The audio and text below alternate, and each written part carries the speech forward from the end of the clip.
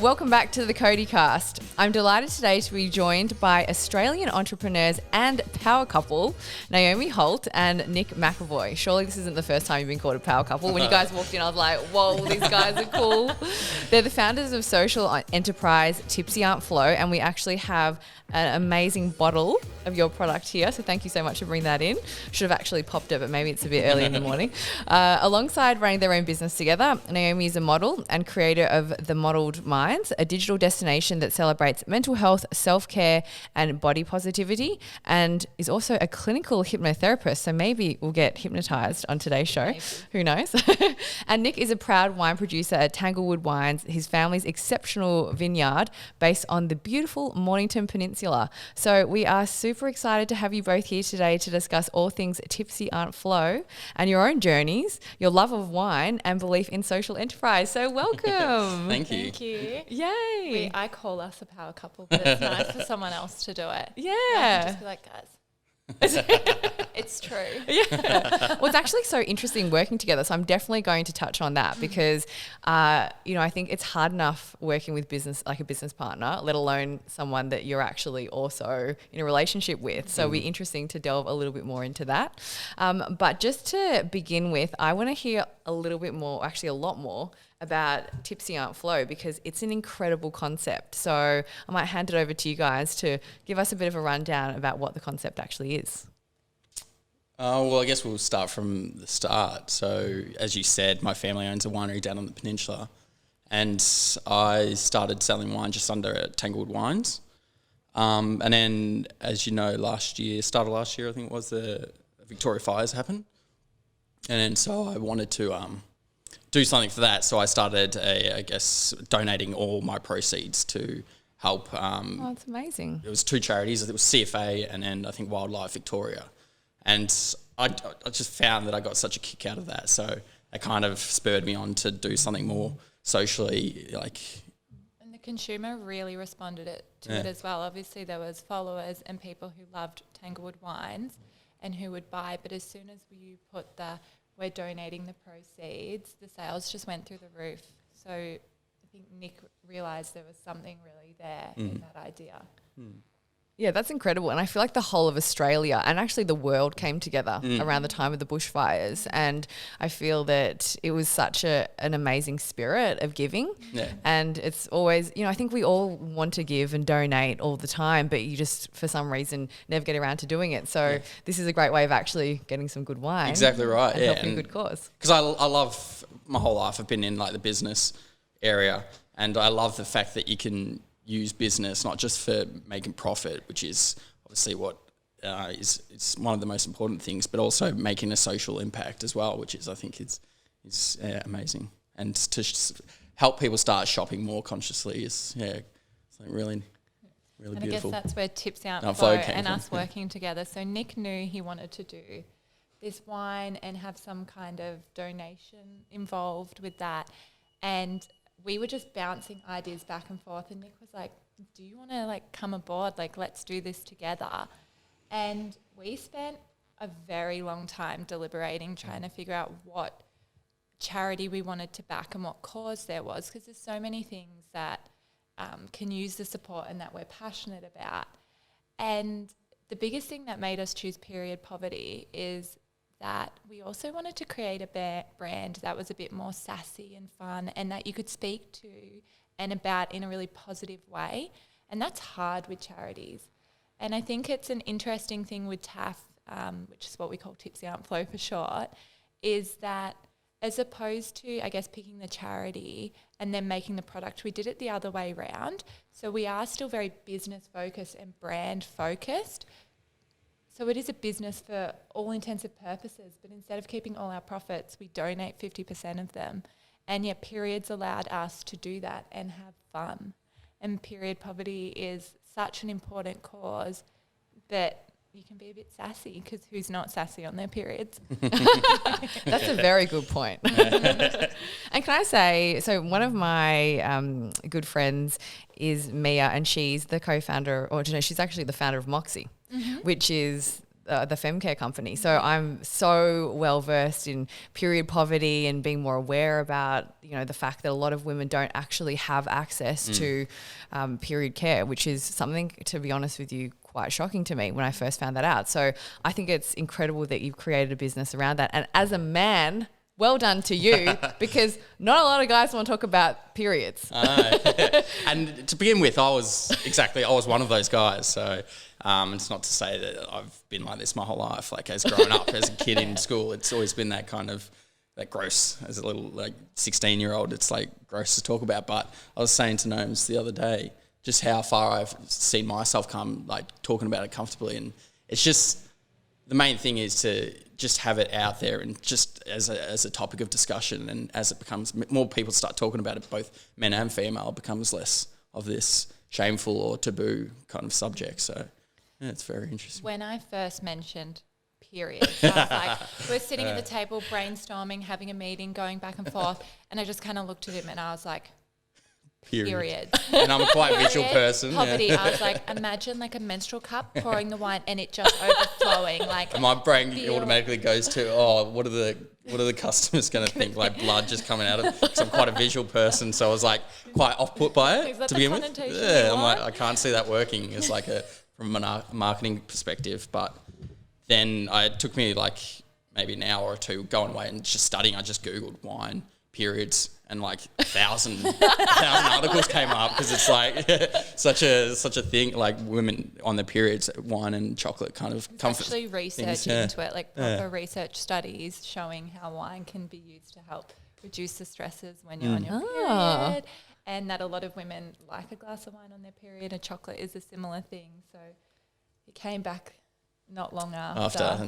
And then my mind was just running with like brilliant ideas of what we could do. So which is how we got to the bloody bloody good bubbles and tipsy info as well. Yeah. So we loved puns and little jokes and the branding's actually super clever. So tell me a little bit about how you came about with the concept, because I think it's one thing to go, okay, great, we're going to talk about periods, we're going to obviously link that to wine. And then how does that then gel together to become what's actually a really fun and cool brand? I think it was a lot of time spent getting that brand identity and knowing what we wanted to do. We love the idea of like bright and colourful. Like every choice has been made purposefully. So our 3 labels are all fully wraparound. And from what we understand, we're the only wine label we've seen to ever do that. And it is painful. Like we can understand why people don't do it. It is a lot of work. But having that bold, one solid colour pop is, if you have it on the other side of the room and someone walks into your house, that they're going to see it and maybe they're going to ask a question, and then you can start that conversation about period poverty and how they can make a difference, or period shame. So that's where that labelling came in. We worked with a really good graphic designer, Emily, and she helped us get it to that next level. We knew we wanted retro kind of vibes, and we had that bloody good bubbles all kind of figured out. Such a Aussie slang word as well, so it fits in well. Because you don't have to think of bloody as in period, you can think of Aussie slang. So it kind of, we didn't want it to be like you walk in and a guy's like, why is there a bleeding vagina on the like, I don't understand. So it's that really thoughtful way of doing it, I think, with the branding. Yeah, that's fantastic. Well, look, it turned out fantastically, and I feel like it's definitely having those bold colours and the bold fonts makes you want to reach for on the shelf, because there's a lot of really conservative models around there, so it definitely stands out. I think one thing that really surprised me was the facts around period poverty. So I know that I definitely do feel that I haven't done enough to educate myself around this. So even preparing for this interview, I was learning about how, like, I've got some facts in front of me, 800,000 menstruators are currently living in period poverty every single day. And I know that a lot of children in Africa actually don't get to go to school because they're on their periods, which is actually really shocking. So you guys are doing such a great job with what you've created, and I'm excited to share that with our audience, which is great. So we're going to move on to what we like to call the Trend Watch segment. So we're so trendy. Yeah. Well, actually, I'd love to know like because you obviously are both very well versed in creating a strong brand. So are there any interesting trends that you've seen in that brand space that have come out, especially maybe even during COVID? Our new what we got from home, like there. Zero Co. Zero Co. Yeah, so Zero their branding's Co, quite cool. There's a lot of social enterprises popping up, like after Who Gives a Crap and Thank You, is so many more people like us are inspired to do a similar thing. Zero Co is a really cool home cleaning product range, which gets rid of single-use plastic while cleaning plastic up from the environment and from the oceans, and they're an Australian company as well. And I think for us in that business space, there's a move towards sustainability and a move towards donation and having a social conscious.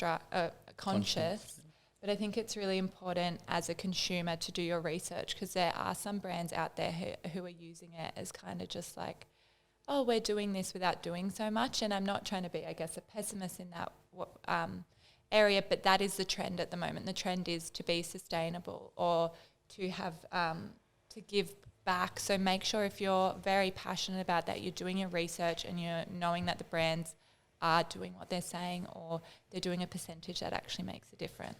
Yeah, that's actually a great point, because even with charities as well, I know people donate a lot of money to charities and then you have no idea where your money actually goes. So you're right. I think a lot of people are seeing that, this could be a trend that we can jump on and make money from. So yeah, not to be cynical, but there's definitely some organisations out there who are very much like that. And so that's not to say that's what Zero Co do, but we just love their branding kind of thing. They're a good one. They're a good one. I was saying they're a good one, but there are others out there. Yeah. Good, clarify that. Next thing you know, I'm getting this letter like from Zero Co. We're actually fine. They're awesome. We would have used them. No, we use them at home, and we love their whole their branding. They're all colourful. We get emails as well with them dressed up as unicorns, riding whales and stuff. It's quite, their branding is quite Yeah, so I think there's that push, and I think brands are realising that the consumer has a brain. Like, you can't just sell them whatever and they're just going to buy it anymore. Like, they're switched on to influencer marketing. They're switched on to ads and to whether it's ethical and I just think that's hopefully as well where the whole industry is moving, because if we want to be good humans, that's where we need to go. Yeah, and also, I think that generation that's coming up, Gen Z, they're very value-based when they're making their purchasing decisions. So they do take the time to go, is this environmental? Is this ethical? Is this sustainable? Is it vegan? We get asked all the time, is it vegan? Unfortunately, our wines currently aren't vegan. Maybe something we're working on, but people ask, like, they want to know these things. Yeah, and they take the time to research. That's where, Facebook ads or like that direct marketing isn't kind of working as well, we find, but more now is people researching more, I guess we call consciously buying, So I guess as brands, it's a good tip that if you stand for something and you've got, you want to be known for your ethical practices or your sustainable practices, shout it out from the rooftops. Make sure it's on your website, make sure it's on your socials, make sure it's in your comms, because if people don't know, then you might be eliminated from their buying decision. So that's a good one. I like that. Now we're going to move into our next segment, which is things I've learned. So I've started a couple of businesses and I've made way too many mistakes to even count. The only way to learn. Yes, exactly. But I think that's a really good attitude, because I think a lot of people don't end up doing anything because they're too scared and they actually go, I don't want to make a mistake. So they get almost like paralyzed by the fear of doing something wrong, when I think that's actually just part of the process. It's like, you will make mistakes. That's actually just life. Yeah. So I would love to know what from each of you, what's the key thing that you've learned from starting this business? Who do you want to go first? I can go first. Okay. To get on one of the subjects that you brought up, is I thought working with my partner would be a lot more difficult than it is, but it is actually quite, it's amazing really. Having every day working with your best friend. Working with your best friend, because you always hear, it's I think though, but we are quite open and good at communicating with each other, so it really helps, and quite happy to listen to each other. So it is. I don't want to say it's easy, but it is like it's amazing, really. Yeah. So you've learned how. So I've learned how. I've learned not to always listen to I guess what people say, like never work with friends or family kind of thing. I think each person's experience is going to be different, so you can't just go off these sayings when you could be missing out on something that's really special. And I think as well, some people have that sense of familiarity with their partner. So you almost don't see them as an expert in their field. You just go, oh, that's just my partner. Like I see him in pajamas and he's like really annoying. Yeah. So you almost forget that if you almost look at them independently of them being your partner, oh, actually their opinions are really valuable. So I think sometimes you're naturally just like, oh, you're annoying. Like your opinion, you're just being irritating now, which I've definitely done to my partner a lot. Because I work with think she does that to me as well. And we do that. Like, and it is an amazing process and I love it and I'm so happy we're business partners. But that isn't to say that we don't frustrate each other sometimes or just like get under each other's nerves. And I think the big thing is when we both think that we're right on something. I think a key thing is that we both know our different, our strengths, areas of the business. So I will take her word on something like marketing or branding base to a lot more higher than I would myself, but I have stopped trying to understand the books and the accounting and that business side of it because the frustration of trying to explain it to me is not worth it for him. I'm like, but if we had a pie, how much is a pie? And he's like, what are you talking about? So know your strengths and play in your field and communication is key. Definitely key. Definitely. Yeah. And that I think is almost easier with your partner because you can yell at them if you need to and you can be really brutally honest with them. Whereas it's sometimes harder to do that with someone that you're not necessarily, dating. Exactly right. Yeah. Like they're being bad blood. Yeah. Exactly. No pun intended. And Naomi, do you have anything that you feel like was a real lesson for you? Yes. And it's going to make me sound a little bit naive, but I thought the hardest part would be creating the brand and getting all that and doing the website. Like it took so much effort and time and now the brand's there and we're online and people are buying. I'm like, oh, now's the hard work. Like now I need people to continuously buy the wine and we need to keep getting ahead of the trends and thinking what we're going to do and how we're going to market it. And I kind of was like, oh, I just need to get it up there and then it'll just be an overnight and build it and they will come. Well, they came, but they're still coming, but I want you to more come. And it's just that, I think I thought I'd get to that mountain peak and that was it, but then the clouds moved and there's still like Everest to climb. So I just think it was that lesson of it's just continual hard work and that's fine, but go into it knowing that. So that you can be prepared because if you just want to start the business and walk away, you're not going to be able to do that. And I think because we're so passionate about the cause, I'm happy to keep working. But I can see if maybe my heart wasn't in it, how so many businesses can fail. Yeah, and I think a lot of businesses actually don't factor in the marketing and budget for marketing because it's so easy to actually start a business, get a website up, maybe create some products, and then they forget you need to actually get the foot traffic because you're not going, or the actual traffic because you're not going to have a store that you're going to have foot traffic going past. So then I think that's a good lesson for a lot of businesses out there. It's like if you want to start an online business, yes, it'll probably be cheaper than creating and renting a shop front, but you're going to need to allocate budget to actually drive traffic there and have a strategy for that. Which is a big lesson. Yeah. But you've actually got a profile, so have you been leveraging off that to drive awareness? And that's definitely helped. And then also being in that, space where I know a lot of people who have profiles or things like that, we've been able to leverage those connections as well and work with people who I think really fit the brand. That's been a big learning lesson as well. Like anyone who's thinking of doing influencer marketing, really think about who you're giving to and if their market fits with what you're trying to sell. It's not just about followers. So that's been a big thing and leveraging that. And we've had some really good success with that. Oh, that's amazing. And that's actually so true. Great point about influencer marketing. So I think people naturally go, oh, I want someone with 1 million followers and, probably half of them, say, for example, if they're like bikini influencer could be creepy men who aren't going to buy the dresses that you're trying to promote. So you're right. Like, I think it's really good to understand who exactly is their target audience and how engaged their audience is with them as well. So we often find that we work with smaller influencers because they might have smaller following, but their following's hyper engaged. So literally every time they recommend something, they buy. Yeah, their followers will buy it because they can see how authentically they believe in the product. So yeah, whereas you definitely have influencers out there who literally sell their soul for $1 and promote anything. I'm like, are you really using that product? It's hard. Like, I try my hardest not to be one of those influencers, but then like people want to give you stuff and you're like, no, it's not right. You just get caught up in the like, ooh. Yeah. Look, it is like, it's definitely hard because, you know, who wants to say no to free stuff?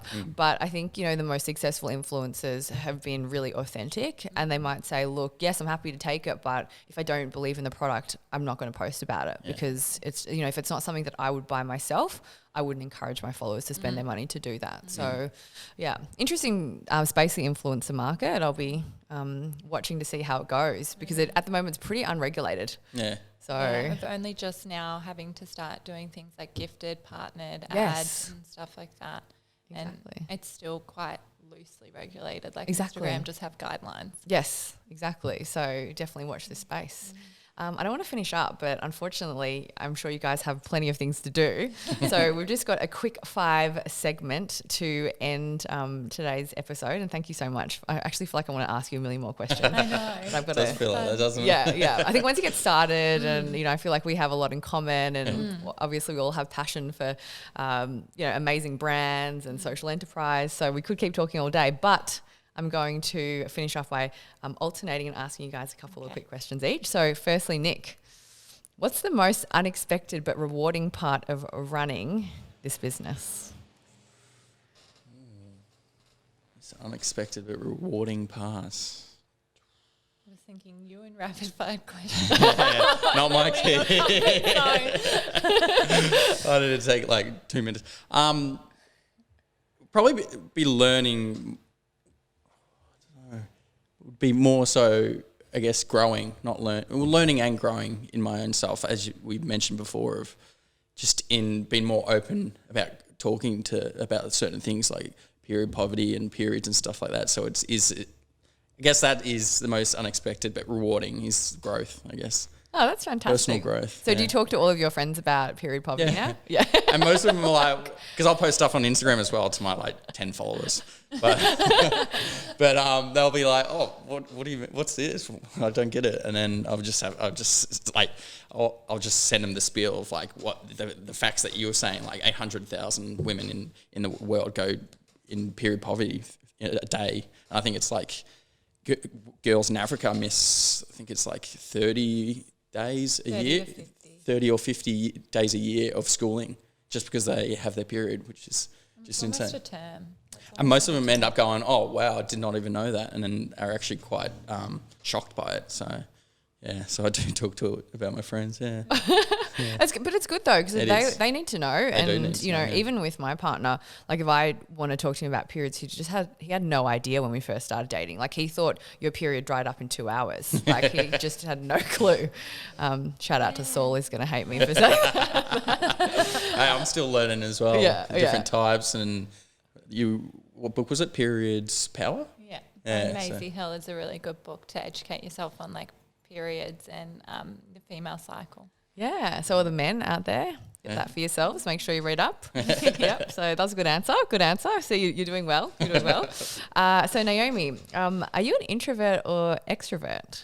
See, this is a funny question for me because I would have always said I'm an extrovert, and I am very extroverted. And like I'm a psych student. I've done all the tests you can do, and I do score really highly in extroversion. But I recharge like an introvert. Like I need a book. I need to not see any humans. Don't talk to me. I don't want cup of tea and anyone. cat. Yeah, and just leave me alone, which is a very introverted quality. When we think about those two qualities, it's about how you recharge usually. And for me, I find social situations after a while draining. So I feel like I'm an overly confident introvert with extroversion qualities. Yeah, good answer. Because it's actually interesting because I'm an introvert myself, but people think I'm an extrovert because I post on social all the time. Yeah. But I always say I'm literally just talking to my phone. So it's like no one else there. Yeah, exactly. So I sound like a crazy person. Well, just my phone and my dog most of the time. But yeah, it's quite interesting how people perceive themselves and then how other people perceive them if they're active on social. Okay, you ready? Ready. All right. So which celebrity or brand do you think is killing it in the digital space at the moment? Killing it? Yeah. Celebrity, easily Gary Vee.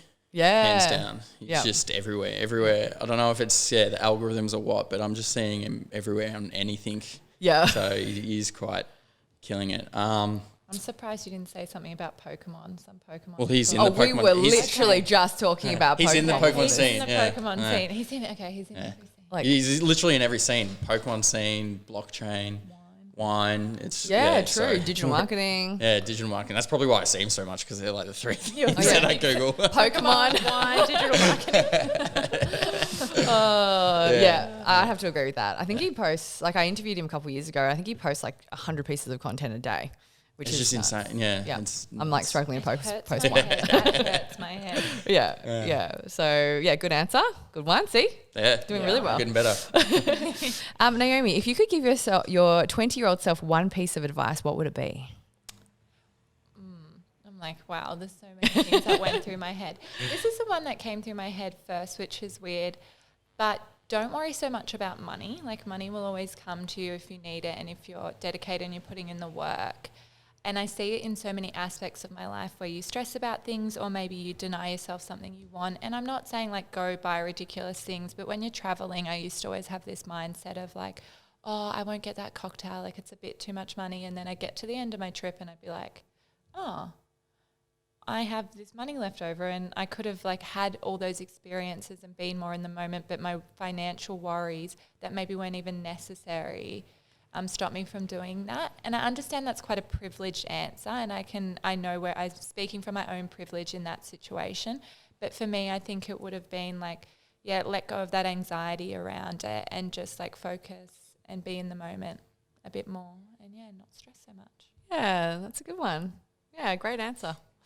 I'm just going to finish off with one more question. I'm actually going to steal this question because I got asked it recently and I thought it was like a fun one. Who would be the best person to do a TED Talk out of the two of you and why? Oh, the talking, definitely you, for sure. You can do the slides. I'll be the TED I'll be the guy. Yeah, I'll be the one with the clicker. Okay, next slide, please. I legitimately, if I could sing, I think I'd be famous.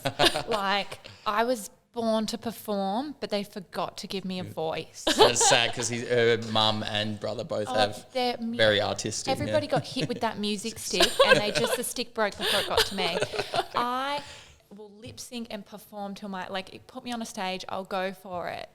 But so definitely you, I would say. Probably me. Yeah. Oh, good team. Sounds like a good team. Yeah. So I'll be you're the on text clicker. everyone. Get the slides done, do it all, and I'll just go on there and make a show of it. Yeah, amazing. Well, it sounds like you're a very strong team and I'm super excited to continue to watch your journey and massive congratulations to you both on all of your success. And on behalf of people that bleed everywhere, thank you so much for making a massive contribution to helping. Thank you. Thank you. Yeah. And while I say this, we donate our money to the CODI Project. So they're the amazing charity that we work with, and it's really important to always push the work they do because they're the ones doing the on-the-ground work. We're just helping supply the money to them. Fantastic. So we'll put all the links in the show notes so you can check out the charity, check out your amazing brand, and thank you so much for coming in. Thank you for having us.